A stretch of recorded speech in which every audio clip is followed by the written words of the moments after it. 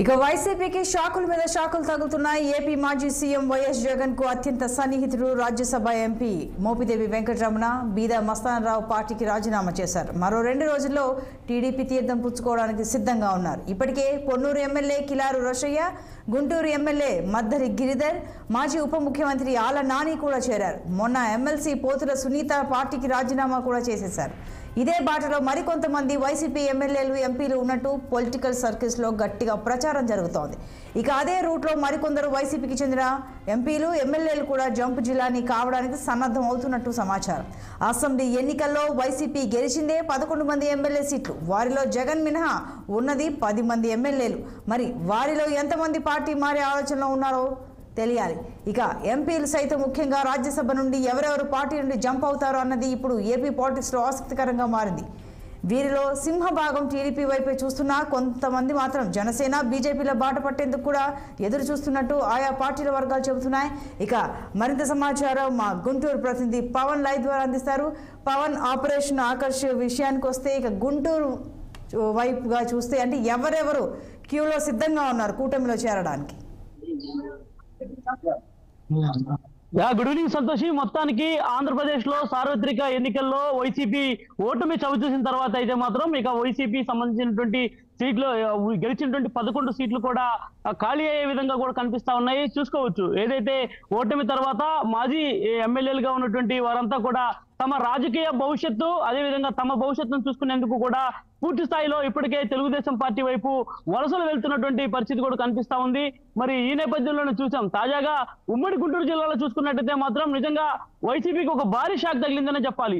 దాదాపుగా మొదటి నుంచి కూడా ఏదైతే కొంత అసంతృప్తి మీద తెలుగుదేశం పార్టీలో గెలిచినప్పటికీ కూడా అనంతరం వైసీపీలోకి రావడం, వైసీపీలోకి వచ్చినటువంటి పశ్చిమ నియోజకవర్గ ఎమ్మెల్యే మద్దాల గిరి ఏదైతే సార్వత్రిక ఎన్నికల్లో తమకు సీటు కేటాయించాలన్నటువంటి ఒక కారణంతో కూడా మొట్టమొదటిగా జిల్లాలో అతనైతే మాత్రం రాజీనామా చేశాడు. రాజీనామా చేసినటువంటి అనంతరం జరిగినటువంటి పరిణామాలు ఏవైతే ఉన్నాయో, ఏదైతే గుంటూరు పార్లమెంట్ అభ్యర్థిగా గుంటూరు పార్లమెంట్ నుంచి పోటీ చేసినటువంటి కిలారి వెంకట రోసయ్య, అంటే దాదాపుగా కూడా సుదీర్ఘ రాజకీయాల్లో కీలకంగా నేతగా ఉన్నటువంటి ఉమ్మారెడ్డి వెంకటేశ్వర్లు అల్లుడిగా కూడా రాజకీయ కుటుంబం నుంచి కూడా ఉన్నటువంటి కిలారి వెంకట రోసయ్య కూడా మొన్న జరిగినటువంటి ఎన్నికల్లో ఆ ఓటమి చవి చూడడం, అనంతరం ఆయన కూడా పార్టీలో ఉండలేను, పార్టీలో తనకు సరైనటువంటి ప్రాధాన్యత దక్కడం లేదంటూ కూడా కిలారి రోసయ్య ఆ పార్టీకి గుడ్ బై చెప్పడం కూడా చూసాం. సో ఈ పరిణామాలు ఒక పక్క జరుగుతూ ఉన్నాయి. మరో పక్క పార్టీ క్యాడర్ ని కాపాడుకునేందుకు ఆ పార్టీకి సంబంధించినటువంటి ముఖ్య నేతలంతా కూడా ఆ తాడేపల్లి నివాసంలో కొన్ని కీలకమైనటువంటి చర్చలు జరుపుతా ఉన్నారు.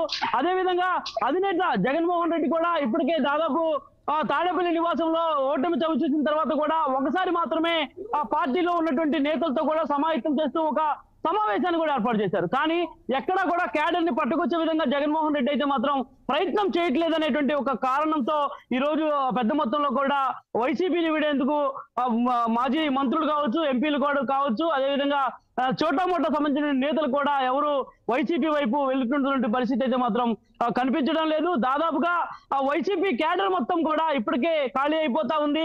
మరో పక్క జగన్మోహన్ రెడ్డి లండన్, బెంగళూరు అంటూ విదేశీ పర్యటన చేస్తా ఉన్నారు. మరో పక్క పార్టీ క్యాడర్ అంతా కూడా దెబ్బతింటా ఉంది.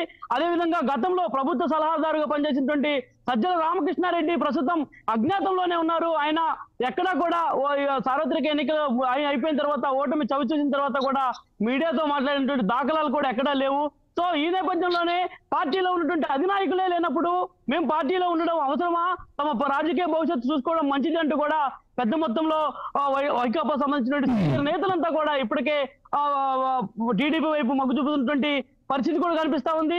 సో ఇందులో భాగంగానే బాపట్ల జిల్లాలో ఉన్నటువంటి రేపల్లి నియోజకవర్గంలో కంచుకోటగా అక్కడ రేపల్లి ఏదైతే మొట్టమొదటి నుంచి వైఎస్ఆర్ కాంగ్రెస్ పార్టీ ఆవిర్భావం నుంచి కూడా జగన్ వెంట నడిచినటువంటి మోపిదేవి వెంకటరమణ అక్కడ కొంత ప్రాతినిధ్యం వహిస్తా ఉన్నారు. 2014 ఎన్నికల్లో ఓటమి చవి చూసినా కూడా అక్కడే ఉండి పార్టీ క్యాడర్ను పట్టుకొచ్చుకుంటా కూడా మొన్న జరిగినటువంటి ఎన్నికల్లో తమకు సీటు కేటాయించాలని చెప్పి కూడా పదే అడిగినప్పటికీ కూడా జగన్మోహన్ రెడ్డి సీటును అయితే మాత్రం అతను కేటాయించకుండా ఎక్కడి నుంచో వచ్చినటువంటి డాక్టర్ ఈ ఊరి గణేష్ కు కేటాయించడం, ఈ జరిగినటువంటి పరిణామాల నేపథ్యంలో కూడా అతన్ని రాజ్యసభ ఎంపీగా ప్రకటించడం, ఈ పరిణామాలు చోటు చేసుకున్నాయి. అయినప్పటికీ కూడా ఆయన మొదటి నుంచి కూడా కొంత అసంతృప్తిగా ఉన్నారు. పార్టీలో తనకు సరైనటువంటి ప్రాధాన్యత దక్కట్లేదు. జగన్మోహన్ రెడ్డి కోసం నేను జైలుకు కూడా వెళ్ళొచ్చాను, అయినా కూడా తనకు పార్టీలో సరైనటువంటి ప్రాధాన్యత లేదు. ఎంతకీ ఏదైతే విజయసాయి రెడ్డి, సజ్జల రామకృష్ణారెడ్డి ఇట్లా వారి సామాజిక వర్గం పరంగా వారే చూసుకుంటున్నారు, కానీ తమకు మాత్రం సరైనటువంటి ప్రాధాన్యత ఇవ్వలేదు అనేటువంటి దానిపై కూడా ఈ రోజు ఉదయం ఢిల్లీ వేదికగా మోపిదేవి వెంకటరమణ మాట్లాడినటువంటి పరిస్థితి కూడా కనిపించింది. సో ఈ నేపథ్యంలోనే సంతోషి మొత్తానికి ఆంధ్రప్రదేశ్ లో వైసీపీకి అయితే మాత్రం ఒక గట్టి దెబ్బ తగులుతా ఉంది. ఇక క్యాడర్ ని కాపాడుకోకపోతే కనుక పూర్తి స్థాయిలో కూడా వైసీపీ అంతా ఖాళీ అయ్యేటువంటి అవకాశం ఉంది. చంద్రబాబు ఇప్పటికే ఆపరేషన్ ఆకర్ష అంటూ డోర్లు ఓపెన్ చేసి పెట్టారు. దాదాపుగా పార్టీలోకి చేరాలంటే పూర్తి స్థాయిలో కూడా సభ్యత్వానికి రాజీనామా చేయండి, పార్టీలోకి తీసుకోవడానికి మేము సిద్ధంగా ఉన్నామంటూ కూడా ఒక వల వేస్తున్నటువంటి పరిస్థితి కూడా ప్రస్తుతం కనిపిస్తా ఉంది. ఆ వలలో చిక్కుకునేందుకు ఇప్పటికే కూడా దాదాపు నేతలు బడా నేతలు కూడా ఇప్పటికే ఆ పార్టీలోకి వస్తున్నటువంటి పరిస్థితి కూడా కనిపిస్తా ఉంది. కాబట్టి ఈ నేపథ్యంలో ఇక వైకాపా అయితే మాత్రం కొంత పూర్తి స్థాయిలో కూడా అప్రమత్తం అవ్వాల్సినటువంటి అవసరం ఉంది.